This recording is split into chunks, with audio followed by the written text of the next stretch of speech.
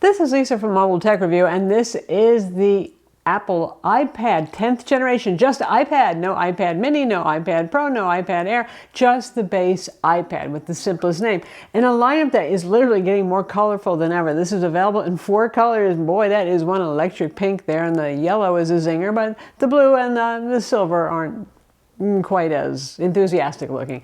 Anyway, a lot of what people hope to see. So this year's iPad actually got changes. The straight-sided design that looks like the rest of the lineup, just like the iPad mini and the Pro and all that sort of thing. A USB-C port, yay that. And the camera, the FaceTime camera, is now in the landscape orientation. So when you're doing all those Zoom calls, you don't have people kind of thinking you're looking sideways shifty at them all the time, because it's going to be at one side or the other with the old design. There's other improvements as well. There's one thing you weren't hoping for, which is a very significant price increase. We're going to look at it now. But first, a shout out to our sponsor, ESR. It's time to level up your iPad. Their cases are a fraction of the cost of Apple's, but they're popular, high quality, established brand. In fact, I love their Rebound magnetic case, which again is just a fraction of the cost of Apple's Folio case, but it's made just as well and holds up well. It's a 2-position magnetic design without the wobbliness of Apple's own case. You know, you tap on the iPad, it kind of tips over problem.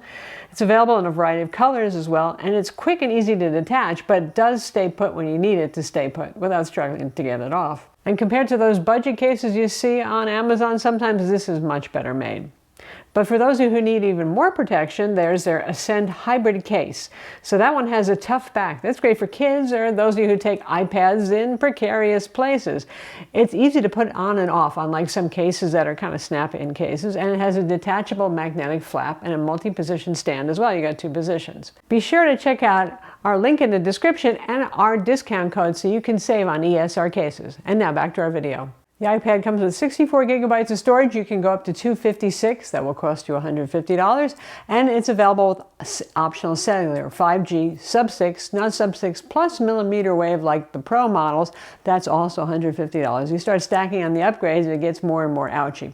Anyway, speaking of ouchy and price, the price is now $449. It used to be $329, which I love because it was accessible to a lot more people. You're buying it for your kids, for school or entertainment, for someone in your family so you can stay in touch with FaceTime calls, all those sorts of things. $329 is a friendly barrier to entry, right? $449 starts to seem like you're buying into a serious fancy pants iPad, and sort of you are with the improvements that are here. We have an Apple A14 CPU, not an M1 or M2, but still that's a very powerful CPU.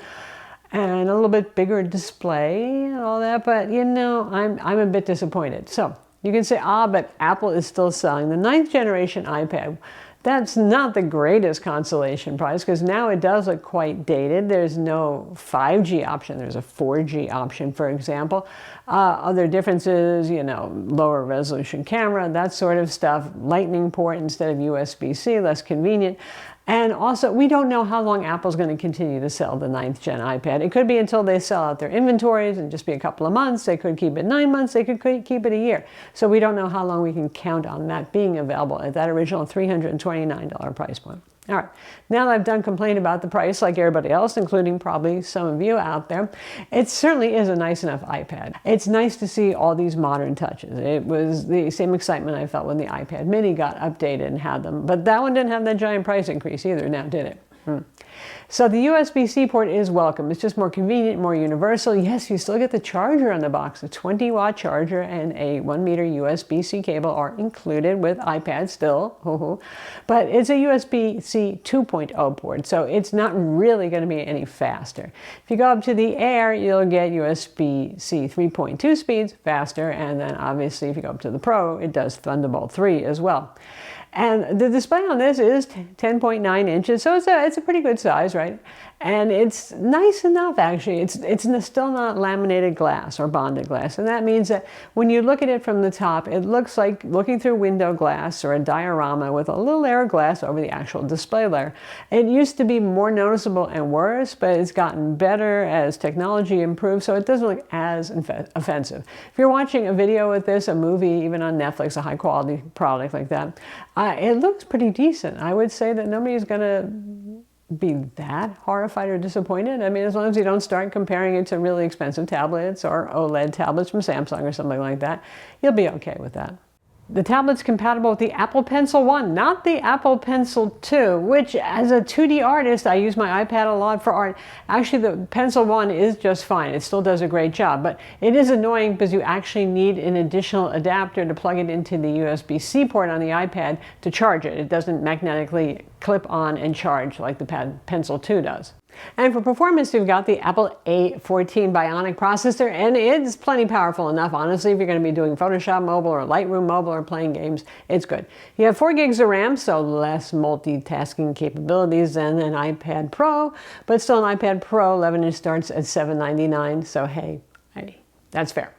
You get Wi-Fi 6, not Wi-Fi 6E. I don't think anybody's really going to care about that shopping a tablet at this price point. Wi-Fi 6 is good enough. Bluetooth 5.2. And with that 5G, like I said, it doesn't support millimeter wave, that insanely fast 5G feature, but you've got sub-6, which is more commonly available across the United States anyway. So that's fine. That keeps it current. And you have both an eSIM and a nano SIM card slot. Yay! Imagine we still got a headphone jack, but no. For sound, it's pretty good. It's not quad stereo speakers, but you do have 2 stereo speakers, and they are oriented to sound best in landscape mode now. Apple making a concession to the fact most of us do use our tablets in landscape mode. So in the trying to decide which iPad to buy department, that's obviously gotten a lot harder now.